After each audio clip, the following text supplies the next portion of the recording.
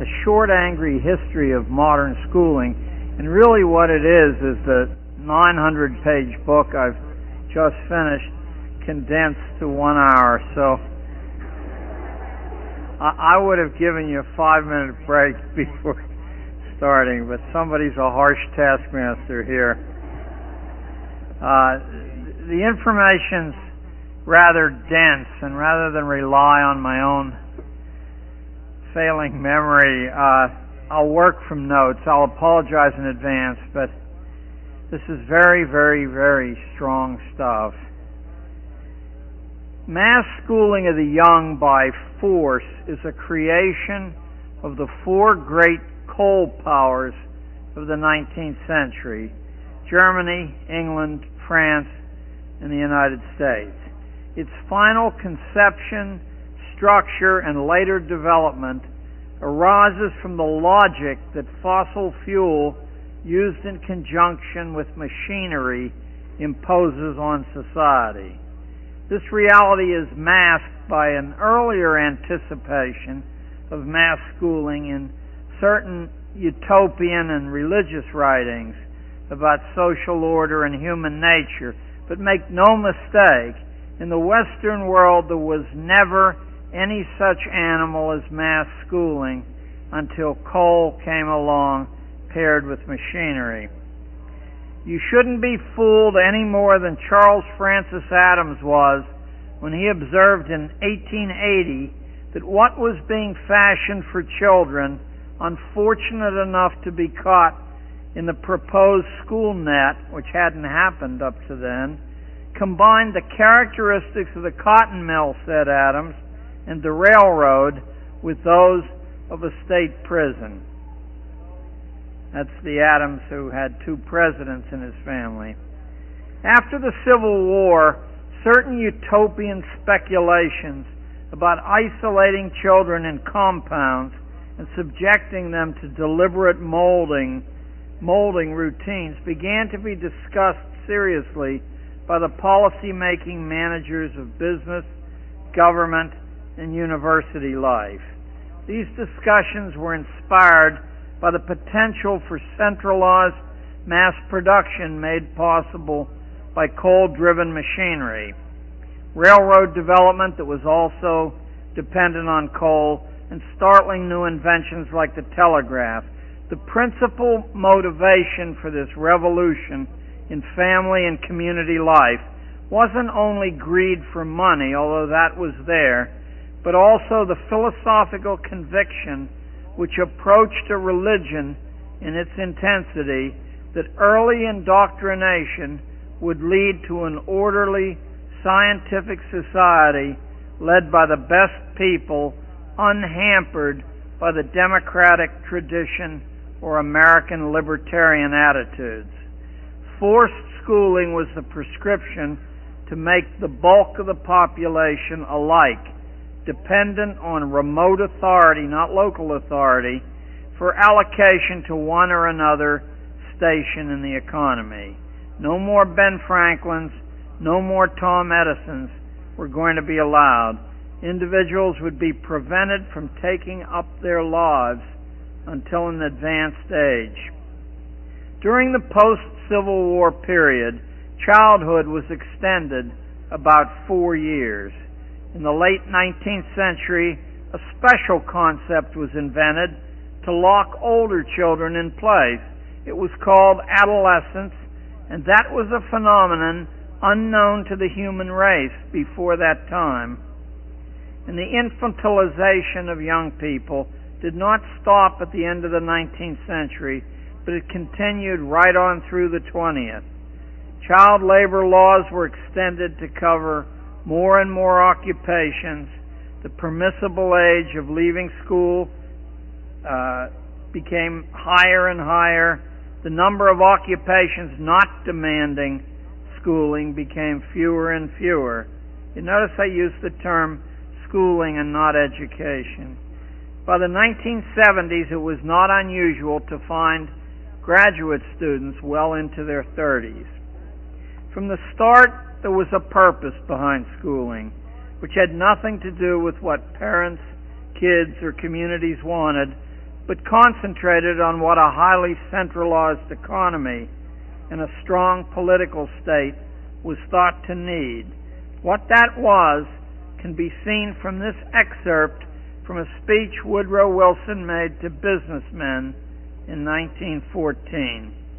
I'm quoting Wilson without changing a word.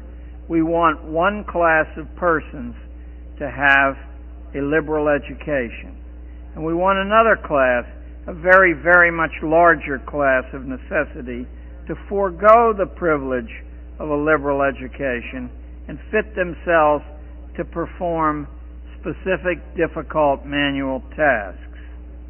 By 1917, the major administrative jobs across America in schooling were under the control of a group of interests referred to in the press as the Education Trust. That term vanishes somewhere in the middle 1930s, but it's quite common in the newspapers of the teens and the 20s. At the first meeting of the Education Trust, the attendees included representatives of Rockefeller, Carnegie, Harvard, Stanford, the University of Chicago, and the National Education Association.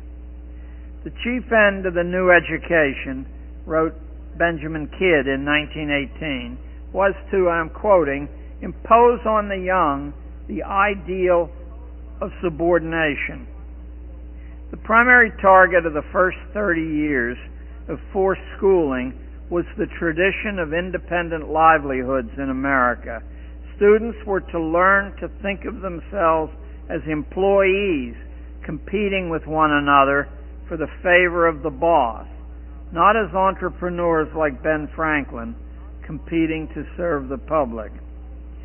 It was believed that only in this way could the menace of overproduction in America be contained. You'd have to, ladies and gentlemen, read into the primary sources, as I've spent years reading, to see how often the term overproduction emerges in these discussions of businessmen between 1880 and 1910. They were terrified that the early tradition of America, that people worked for themselves, would continue, and that this would make it impossible for large central corporations to get financing to work.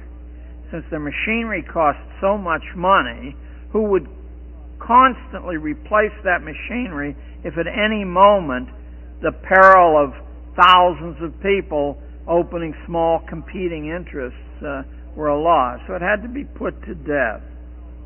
In 1919, Arthur Calhoun's Social History of the Family informed the nation that the child was passing from the family, I'm quoting now, into the custody of community experts. And he offered a significant prophecy that we could expect in time to see a system of public education, quote, designed to check the mating of the unfit. In 1922, Mayor Hylan of New York City, alluding specifically to actions in schools of the Rockefeller Foundation and other corporate interests, said in a public speech that the schools had been seized as an octopus would seize its prey by, quote, an invisible government. You'll find that reference in Diane Ravitch's book, The Great School Wars. Be good now, later. The 1920s were a boom period for forced schooling as well as for the stock market. A book called A Sociological Philosophy of Education, published in 1928, claimed, "It is the business of teachers to run not merely the school, but the world." In 1929, the famous creator of educational psychology, Edward Thorndike of Columbia Teachers College, announced, I'm quoting, "Academic subjects are of little value." His colleague at Teachers College, William Kirkpatrick, boasted in his book, Education and the Social Crisis, that the whole traditional system of rearing the young was being made over by experts. Meanwhile, in the project offices of an important employer of those experts, the Rockefeller Foundation, executives were hearing from its president, Max Mason, on April the 11th, 1933. Don't say that I'm not giving you very specific references that can't be checked. That a comprehensive program was underway to rationalize social control and the control of human behavior. Inspired by the genetic work of an Eastern European scientist, Hermann Muller, at the University of Texas, Rockefeller, Carnegie, and other large private foundations had been investing heavily in genetics. Muller had used X-rays to override genetic law, inducing mutations in fruit flies, and that set off a line of thinking that it might be possible to create life and shape it as you wanted to. Muller preached that planned breeding was necessary to bring mankind progress, and his proposal received enthusiastic endorsement from most of the greatest scientists of the day. He reduced it to a 1,500-word geneticist manifesto, and 22 distinguished American and British biologists signed it. The conscious guidance by the state of human sexual selection is called for, said Muller. What was wanted, he said, was a project of racial hygiene such as the policymakers in Germany were pioneering, a program where eugenics was state policy and where scientific research shaped society. A February 1934 progress report from the Rockefeller endowments asked the question, can we develop so sound and extensive a genetics that we can hope to breed in the future superior men? Just a few months before this report appeared, the executive director of the National Education Association announced that his organization expected, I'm quoting directly now, to accomplish by education what dictators in Europe are seeking to do by compulsion and force. You can't get it much clearer than that, can you?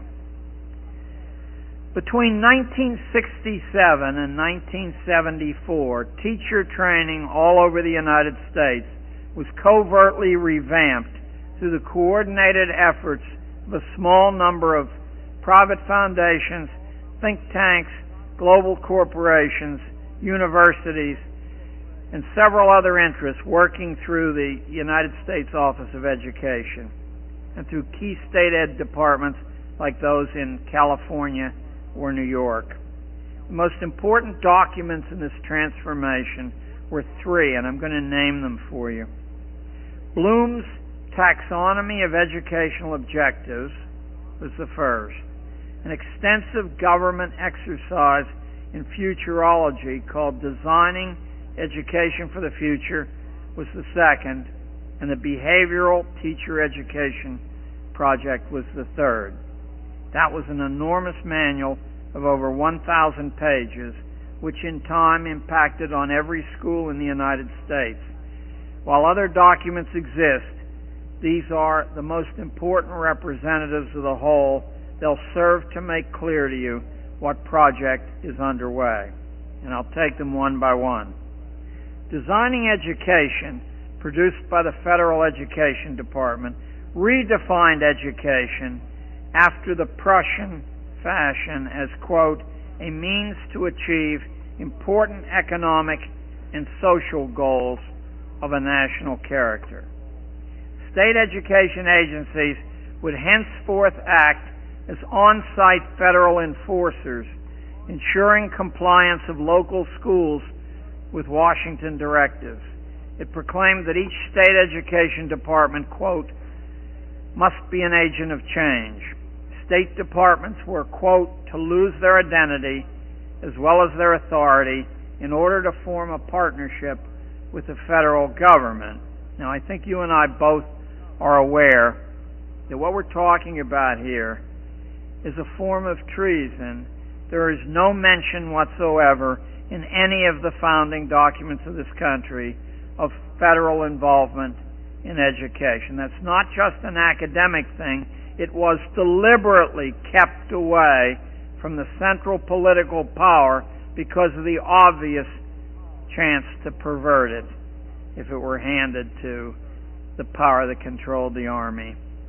The second document, the gigantic Behavioral Teacher Education Project, outlined the teaching reforms to be forced on America after 1967.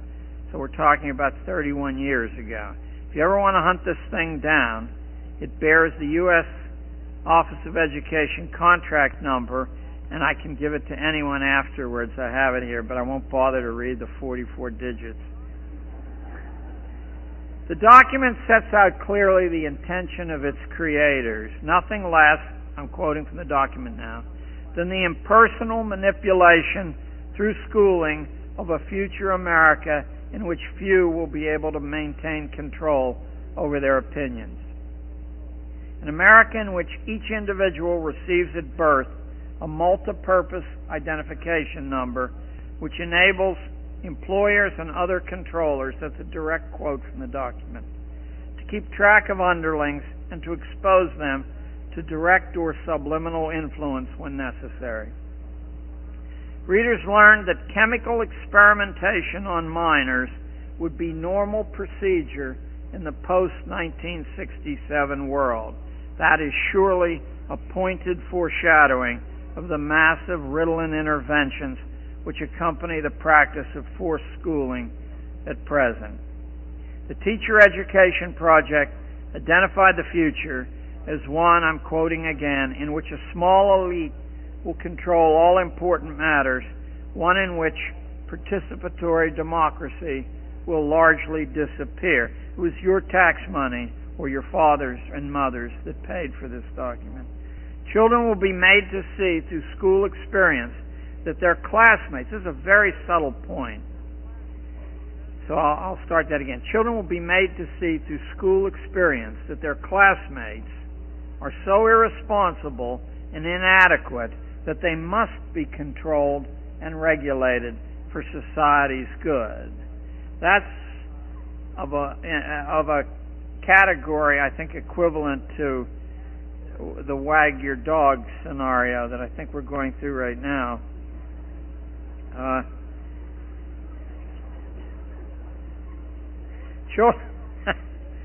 According to the project, postmodern schooling will focus, this is a direct quote, on pleasure cultivation and other attitudes and skills compatible with a non-work world. Notice how the tremendous rise in school violence and general school chaos in the late 1960s can be seen as providing a reasonable justification for the sharp constriction of traditional intellectual schooling.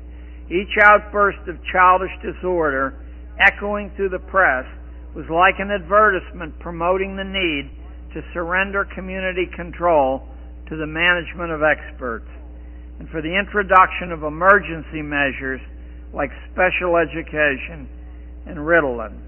Anyone who taught school during that period in a large city, as I did, will remember how teachers and administrators were suddenly stripped of any effective ability to discipline children by the intervention of outside agencies. You are at liberty to decide whether that was coincidental or not. It makes sense, though, doesn't it, that irresponsible, semi-literate children kept in that condition by authority will become irresponsible and semi-literate adults, and that such people can't be trusted with decisions. The National Teacher Training Document informed teacher educators that under these circumstances, teachers were to be trained as therapists, translating prescriptions of social psychologists into practical action in the classroom. The third of the new gospel texts was Benjamin Bloom's taxonomy, In his own words, I'm quoting, a tool to classify the way individuals are to act, think, or feel as a result of some unit of instruction. Using the methods of behavioral psychology, children would learn proper thoughts, feelings, and actions, and have their improper attitudes brought from home remediated. In all stages of school manipulation, testing would be essential to locate the child's changing mind on an official rating scale. Bloom's taxonomy spawned a number of important descendants which you've heard of. Mastery learning was one, outcomes-based education a second, and the current school-to-work government-business collaboration a third. Each was designed to classify individuals for the convenience of social managers and to control the mind and movements of the young. But what was the purpose? Why was this being done? A major piece of the answer can be found by reading between the lines of an article which appeared several months ago in the June 1988 issue of Foreign Affairs. Written by the owner of U.S. News and World Report, the essay praises the American economy and predicts that its lead over Europe and Asia is so psychological in nature that no nation can possibly catch up to us because our workers are unique. Now, unless you believe in master race biology, this advantage can only have come from school training of the American young, in school and out, by indoctrination techniques which produce attitudes useful to management. And what are those attitudes? Folks, would it be possible if we took a 5-minute break? These lights are a little bit bright, and I just need a short rest owing to advanced age. But in 5 minutes, I promise you that I'll answer the question I just asked. Just rest for 5. I bet you need it more than I do. Suffers from a strong craft tradition, and the workers demand a large voice in decision-making. Asia's even worse off, says Zuckerman, competitively, because although the worker is silenced in Asia, religion, tradition, and government over there interfere with what a business can do. So that's his first case, that the American worker, that's your sons and daughters grown up, is a pushover. Next, says Zuckerman, workers in America live in constant panic. They know companies here owe them nothing. There's no outside power to appeal to. Fear is our secret supercharger. Gives management here a flexibility that other nations will never have to such an extent. And some of the evidence he offers for that is really compelling. He said in 1996, after 5 years of record economic expansion, half the employees of large firms feared being laid off. The best part of that, said Zuckerman, was that it represents double the number of people worrying 5 years ago when things weren't nearly as good. So fear keeps a brake on American wages. Next, he says, in the United States, what look like managerial decisions are actually made by abstract mathematical rules, which are manager-proof as well as worker-proof.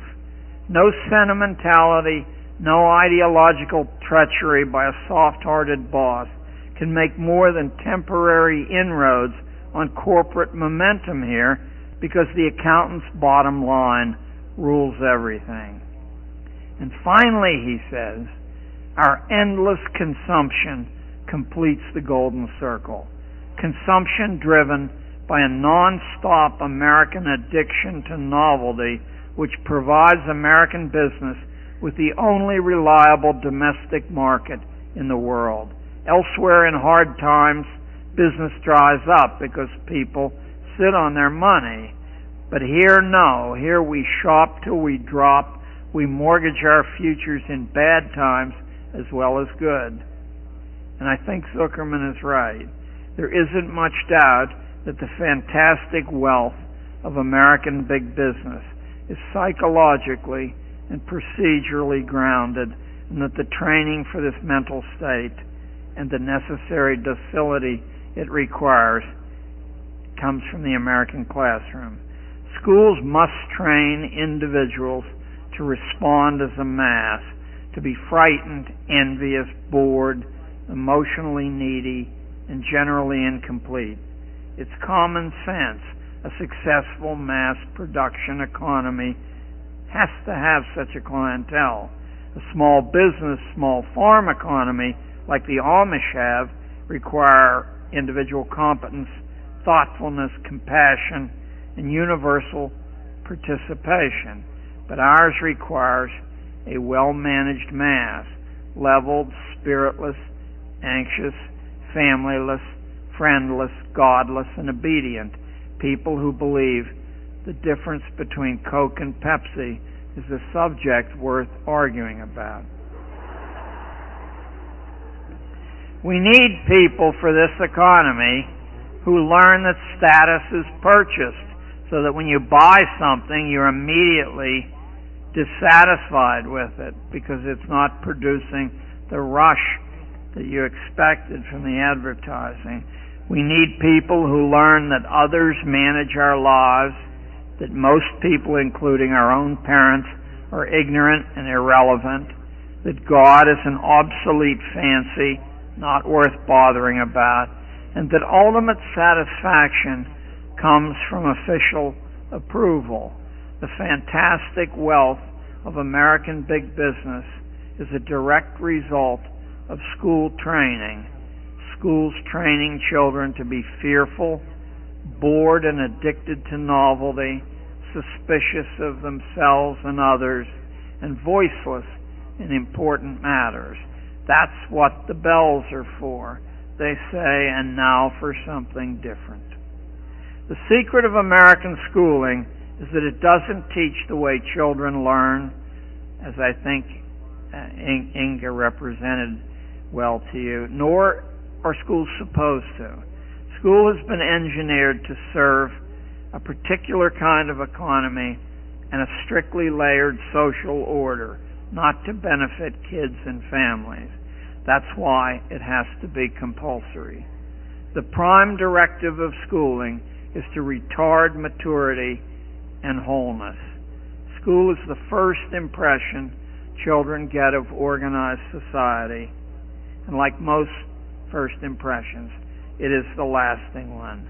The decisive dynamics which make forced schooling poison to healthy human development are easy to spot.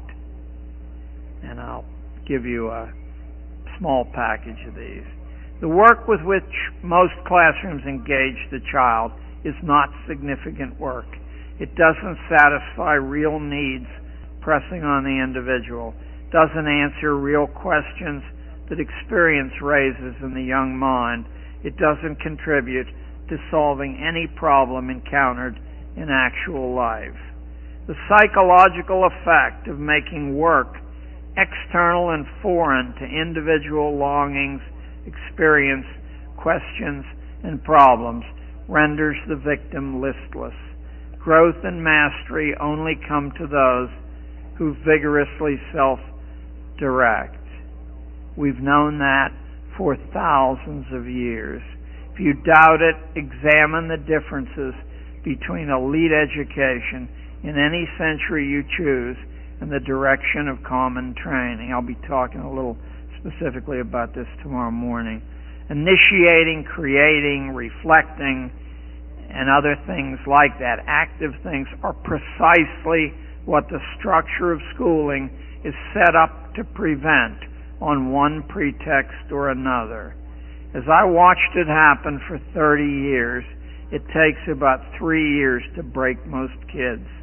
3 years confined to environments of emotional neediness with nothing real to do. And I must say, Inga, if you're here, you added another dimension to this for me by showing that formula that only 1/3 of the time inside a school. It's like the army, actually doing anything at all.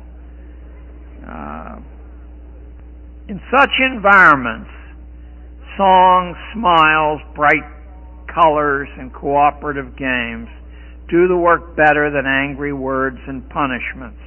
Has it ever struck you as odd that the Prussian government, now of course we don't have a nation called Prussia anymore because the nation called Prussia overwhelmed the other 171 German states, and Germany became Prussia, or Greater Germany was Prussia, and we got the two great wars of the century from Prussia. Has it ever struck you as odd that the Prussian government was so sympathetic and helpful to the experiments of Friedrich Froebel, the inventor of kindergarten, and to Heinrich Pestalozzi, who was the inventor of Fun and Games Elementary School?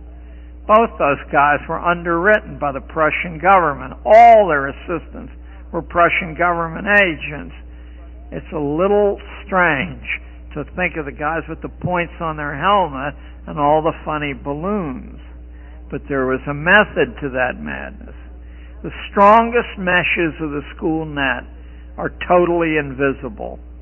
Constant bidding for a stranger's attention creates a chemistry whose products are the common characteristics of modern school children: whining, dishonesty, malice, treachery, cruelty. The unceasing competition for official attention. Have you ever seen the little arms go out of the sockets, jumping out of the seat? In the dramatic fishbowl of a classroom delivers cowardly children, little people sunk in chronic boredom, little people with no apparent purpose for being alive. The procedure is identical to that which causes caged rats to develop eccentric mannerisms when they have to press a bar for food on an aperiodic reinforcement schedule, where food is delivered but at random, but the rat doesn't know that. Much of the bizarre behavior school kids display is a function of the reinforcement schedule and the endless confinement and inactivity which slowly drives children insane. Trapped children, like trapped rats, need close management, as any rat psychologist will tell you.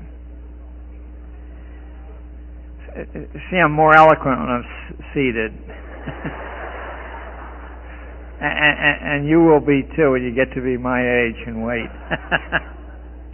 In the first decades of the 20th century, a small group of famous academics, symbolically led by John Dewey and Edward Thorndike of Columbia Teachers College, Elwood Cubberley of Stanford, and a handful of others, together with their corporate and financial allies like J.P. Morgan, Vincent Astor, Commodore Whitney, Andrew Carnegie, and John D. Rockefeller, decided to bend government schooling to the service of business and the political state, as it had been done nearly a century before in Prussia. A higher mission for this project existed too, one to catch the imagination of dreamers and to fire the blood. School was to serve as an instrument for managing evolution, establishing the preconditions for selective breeding. In Thorndike's memorable words, and you remember Thorndike is the creator of what we call educational psychology. In Thorndike's memorable words, this had to be done quickly before the new industrial masses, quote, take things into their own hands. Standardized testing would eventually be used to separate those fit to breed and fit to work from those unfit. Because of its traditions, however, America was a resistant population on which to experiment. But thanks to the patronage and the interest of various international business people, a group of academic social engineers was able to visit mainland China in the first 3 decades of the 20th century. So someone really ought to make a movie about what I'm going to tell you next. And live there, as John Dewey lived in post-revolutionary China for 2 years. In China, these men could test pedagogical theory on a docile and bewildered population which had recently lost its ancient form of governance. Important school superintendents were in on this work, although the general public is in the dark about it to this day. For example, I'd like you to listen to Dr. H.B. Wilson, superintendent of the Topeka schools, writing in his book, which absolutely nobody read or would want to read. It's called Motivation of Schoolwork. He wrote it in 1916, but this one paragraph was worth the agony of reading his whole book. The introduction of the American school into the Orient has broken up 40 centuries of tradition. It has given us a new China and new Japan, and is working marked progress in Turkey and the Philippines. The schools are in a position to determine the lines of progress. The Chinese Revolution was Western-inspired and Western-financed, just as the Russian Revolution soon was to be. And it placed that nation in a favorable state of disintegration for laboratory testing of pedagogical mind alteration technology. Out of this ferment rose a Chinese tracking practice built on the ancient habit of character references, modernized and bureaucratized. It's called in China the Dangan. It is a continuous, lifelong personnel file exposing a student's intimate history from birth through schooling and then through life. The Dangan constitutes a comprehensive overthrow of privacy, and today nobody works in China without a Dangan.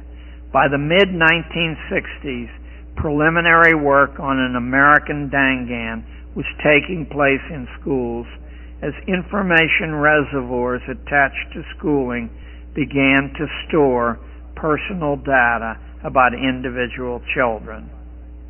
A new class of expert, like Ralph Tyler of the Carnegie Foundation, began to urge the collection of data and its unification in computer code to enhance cross-referencing with all the other data banks. By 1971, psychologists in the pay of government and private foundations were justifying surreptitious data gathering from children as the moral right of institutions. Now, I want to take you back a few years again. Between 1896 and 1920, a small number of powerful industrialists, together with their private foundations, sponsored university administrators, house experts, and house politicians, spent more money on mass force schooling than the government did. Indeed, Andrew Carnegie and John D. Rockefeller together spent more money than the government did on schooling between 1900 and 1920. In this laissez-faire fashion, a system of modern schooling was constructed without public participation. I don't blame you if you're a little surprised by this data, but as my publisher was quite surprised by it, and when I demonstrated its validity from the documents of the Carnegie Foundation and the Rockefeller Foundation. There are others as well, but those are major players. They wouldn't allow it to be printed. I said, but it was written, and it's in public domain. They said they didn't want the hassle. If you want to know the motives of this project, you need only read the first public mission statement of Rockefeller's General Education Board that was printed in its first report to well-wishers, issued in 1906. And I'm going to read you the first paragraph, and I guarantee you it's utterly unbelievable, and if you have children, this ought to be as chilling as anything you've heard recently. In our dreams, people yield themselves with perfect docility to our molding hands. The present education conventions of intellectual and character education fade from their minds, and unhampered by tradition, we work our own will upon a grateful and responsive folk. Can you believe people actually wrote this and printed it? We shall not try to make these people or any of their children into philosophers or men of learning or men of science. We have not to raise up from them authors, educators, poets, men of letters. We shall not search for artists, painters, musicians, lawyers, doctors, preachers, politicians, statesmen, of which we have an ample supply. The task is simple. We will organize children and teach them in a perfect way the things their fathers and mothers are doing in an imperfect way. The real purpose of modern schooling was announced by Edward Ross of the University of Wisconsin in the same year that was written. Ross is generally considered one of the three founders of the 20th century discipline called sociology, and in a book bluntly called Social Control, Ross wrote, I'll quote directly, "Plans are underway to replace family, church, and community with propaganda, education," he meant schooling, "and mass media. People," he informed his readers, "are only little plastic lumps of dough." Another insider of modern schooling, H. Goddard, chairman of the psychology department at Princeton, called government schooling in 1920, quote, "the perfect organization of the hive," close quote. Goddard wrote that standardized testing was to cause the lower classes to confront their biological inferiority, sort of like wearing a dunce cap. In time, it would discourage their reproduction. By 1971, the U.S. Office of Education, now deeply committed to gaining access to the private lives and thoughts of children, granted contracts for 7 volumes of so-called change agent studies to the Rand Corporation. Change agent training was launched with federal funding under the Education Professions Development Act. Soon, the Change Agent's Guide to Innovation in Education appeared. Grants were then awarded to colleges for the training of change agents, while 6 more Rand manuals were printed and distributed to teacher training courses. In 1989, a senior director of the Mid-Continent Regional Education Laboratory told the 50 governors of the United States assembled in Kansas City for their annual meeting the following. This is a direct quote. Not a word is changed. "What we're into is the total restructuring of scientific scholarship, specifically the importation of German research university values to America at the end of the 19th century covered the track of what was going on. What American colleges had traditionally thought about college work is that it was about teaching and learning. It was about individual student growth in intellect, but that's not the way the German system worked. What a German research university was about was direct service to corporations and the political state, using students who paid for the right to donate their services free, along with the paid professional academics. In return for a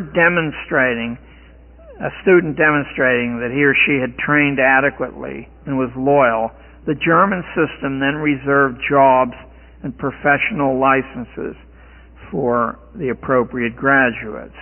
The University of Chicago, Stanford, Johns Hopkins, Columbia Teachers College, MIT, and Cornell, all colleges endowed by great industrialists, together with the state-endowed university movement represented by schools like Michigan or Wisconsin or Ohio State, joined in concert with the old-line aristocratic American colleges like Yale and Dartmouth, who were flag bearers for the English social class theory to provide a new and daring purpose for wealth to aspire to, not just spending your money, not just having big parties, but mastering the secrets of evolution and driving society toward a managed scientific utopia.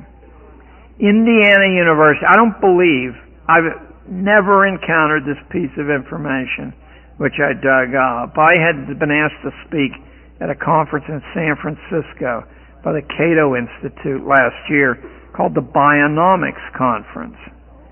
And there was so many, it was at the Mark Hopkins Hotel. The only reason I went was because I never would have been able to afford to stay at the Mark Hopkins. And I took my cat and smuggled it into the room.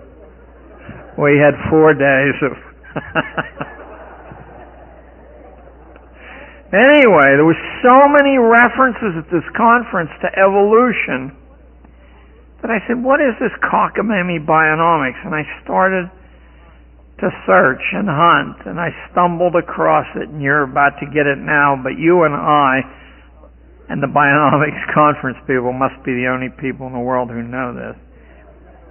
Indiana University provides a good picture of the strategy developing outside the irrelevant debate conducted in the public press. By 1900, a special discipline existed at Indiana only for elite students handpicked by the college president who had created and taught the course. It was called Bionomics, and it dealt with the why and how of producing a new evolutionary ruling class. The president of the college is a famous name in American college history. His name is David Starr Jordan. And Jordan did so well in the middle of nowhere, he was soon invited to join the major leagues of university existence. The invitation was extended by railroad tycoon Leland Stanford, and Jordan became the first president of Stanford University, where he remained for 30 years. But what, you might say, does this have to do with public schooling? Just this. Bionomics gets its direct connection with forced government schooling in this fashion. When he left Indiana, Jordan took along with him to Stanford his star bionomics protege, a 24-year-old named Elwood Cubberley. And in short order, Cubberley was made Dean of Teacher Education at Stanford, and within 2 decades, he was the head of a syndicate controlling school administrative posts from coast to coast. He was the most influential schoolman in 20th century American history. He was also the official historian of American schooling. All the myths you've heard come from Cubberley's History of American Education, which for 50 years was the dominant textbook in teacher training institutions. Did bionomics have any effect on life in the state of Indiana, where so many sons of prominent Indiana families had studied its arguments for controlled breeding and elimination of the unfit? The answer is yes. The very first formal legislation making forced sterilization by the state a legal act was passed in the state of Indiana, and its practice there became the law of the land in the famous 1927 Supreme Court test case Buck versus Bell, in which Oliver Wendell Holmes wrote the majority opinion allowing the sterilization of 17-year-old Carrie Buck to prevent her from having degenerate offspring. That's a quote from the Supreme Court decision. 20 years later, I've never met anybody who knows this. So if someone in here knew this, could you just sort of raise your hands? I'll know that someone in the world knows this. 20 years later, after Buck versus Bell, in the trial of the German doctors at Nuremberg after the Second World War, the Nazi physicians testified that their precedents were importantly American ones, and that their name for forced sterilization had been the Indiana procedure. To say this bionomical spirit infected schooling is to say that birds fly. Once you know it's there, the principle is easily tracked. I'm going to track a little bit of it for you so that the groove will be worn, and you'll find that you'll be able to add components to this track very easily, just reading the press and watching television. In 1922, Walter Lippmann's book, Public Opinion, demanded severe restrictions on public debate. Those are Lippmann's words. In light of the enormous number of feeble-minded Americans, said Lippmann, the old ideal of participatory democracy is insane. This theme of scientifically controlled breeding interacted in a complex fashion with the German ideal of a scientific society run by experts and the ideal of the British state religion and political society that God himself had appointed the social classes to create a kind of Darwinian caste-based schooling run at long distance through experts unseen who manipulated hired hands called school teachers and school administrators, and all this was for the ultimate good of the best breeding stock. In 1928, Sigmund Freud's favorite nephew, Edward L. Bernays, who is the creator of the craft that we call today public relations, said in his book, Crystallizing Public Opinion, that, quote, invisible power is now in control of every aspect of American life. Democracy, said Bernays, is only a front for skillful wire-pulling tricks the new sciences of mental manipulation could place at the disposal of policy people for a price. By 1944, the jettisoning of natural rights resonated through every corner of American academic life. Any academic who expected free money from foundations, corporations, or government would play the scientific management string on his lute. In 1961, the German concept of the political state as a fatherland surfaced in John F. Kennedy's inaugural address, in which his listeners were lectured, "Ask not what your country can do for you, but what you can do for your country." And in 1995, Time magazine, I believe it's the first issue in February, lectured its readers in a cover story that, quote, democracy is in the worst interest of national goals. The modern world is too complex to allow the man or woman in the street to interfere in its management. Now the secret was in the open. The original American Commonwealth ideal had been repudiated by its guardians. In the same year, some of the methodology used to achieve this repudiation was brought to light in a long documentary film, which I'll bet shows around Nashville. It's called Manufacturing Consent. It was about the career of the legendary MIT professor Noam Chomsky, the world's foremost linguistics scholar. But Chomsky's interests haven't been in linguistics for at least 20 years. In the film, Chomsky confirmed a growing popular suspicion that the news you hear is tightly controlled. He showed that all the news in the world pouring through mass channels is under the direction of 23 global corporations which spin propaganda on every side of every issue, thus constricting public imagination wherever important interests are in question.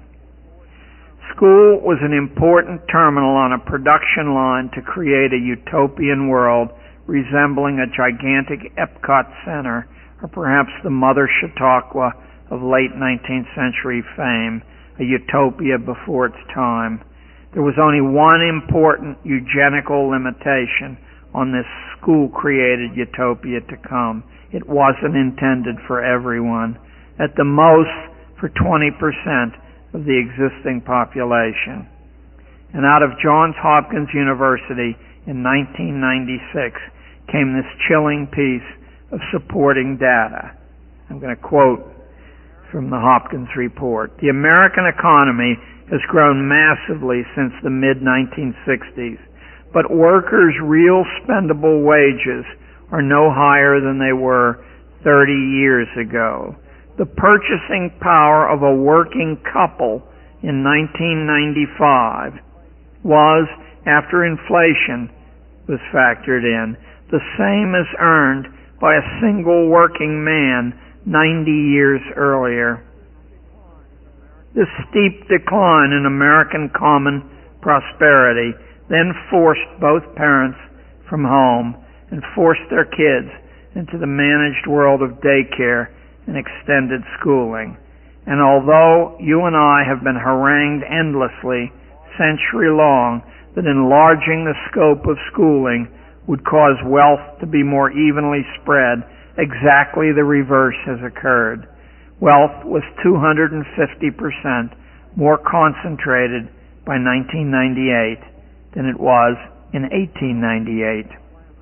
I don't mean to be inflammatory, he said, but it's as if government school has made people dumber, not brighter, made families weaker, not stronger, has ruined formal religion with its hard sell exclusion of God, has set the class structure in stone by dividing children into classes and setting them against one another, and has been midwife to an alarming concentration of wealth and power in the hands of a fraction of our national community. Real school reform would have to overthrow a powerful form of mental conditioning which has taken a century to implant. To one degree or another, all of us have been indoctrinated in a variety of ways to believe that the American experiment, which promised ordinary people sovereignty over their own lives, was wrong-headed and childish. Real school reform would have to defeat the belief, learned in school and reinforced through the media, that ordinary people are too stupid, too irresponsible, too childish to be trusted to look out for themselves. When children are encouraged to run wild in school and to become stupid there, this poisonous lesson is hammered home for the rest of us day after day. We've all experienced it. No wonder we all believe it. The premises of scientific schooling seem impossible to dispute, so thoroughly have they been demonstrated by the form of forced schools which corporations and the federal government imposed on us a century ago. After all, why should hopelessly ignorant people be allowed to make decisions, even intimate personal ones like how to raise their own children?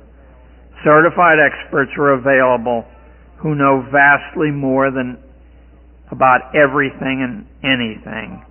Thus has the Protestant Reformation, whose brightest product was America, been thrown on the scrap heap, because if there's any bedrock of the Protestant Reformation, it was Luther's declaration, every man his own priest. Jefferson and Madison must have been loony to want us to trust the common people. Now let me take, in conclusion, a stab at a reply. To have better schools that served families and communities and individuals, instead of suffocating them, we would need to trash certain assumptions. We would need to abandon entirely the idea that any such sociological reality as mass man actually exists, except in the minds of those who benefit from such a belief. We would have to believe what our fingerprints and our intuition tell us, that no two people are alike, that nobody can be accurately described by numbers and graphs, that trying to do this sets up an endless chain of future grief. We would have to accept that a fantasy like scientific pedagogy is impossible because each person has a private and a singular destiny. We would need to transfer faith from school and corporate experts and behave as if these principles were true, as over 1 million homeschooling families in this country do. We would need to wake up and admit that knowledge is a far cry from wisdom, that each American has the right to live as he or she deems wise, and if the way individuals choose to live and raise their kids means disaster for global corporations, as surely the way of life the Amish embraced, if it were embraced by too many, would mean disaster, then that fateful choice still needs to be honored because it is protected by the law that defines America, our founding documents. It's high time we all remembered what mankind needed an America for in the first place. The brilliant dialectical balance struck by our founders was the only way to keep power weak and off balance, official power and popular power both. Popular will would beat back government tyranny. Government would check popular tyranny over minority rights. This constant confrontation, this unwinnable war between two flawed collectivizing principles, coercive government and bullying public opinion, will always produce liberty for those who want it. In the stalemate, liberty escapes as long as the argument is kept alive.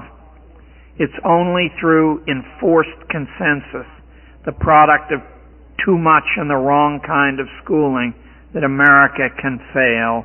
America is about argument, about doing things our own way. It is still the only place on the planet where one can publicly oppose authority without being beaten or killed or severely intimidated for that act of free will. The U.S. Supreme Court wrote in the flag-burning case that the only true test of freedom is the right to differ about things that touch the heart of the existing order. And the court was right. That truly is the standard. Let us strike to the heart of this thing then and take back our children from the management engineers. Thank you very much. Thank you very much. Thank you. Thank you. Thank you very much. Thank you. Thank you. Thank you all. Thank you. God bless you all. Thank you.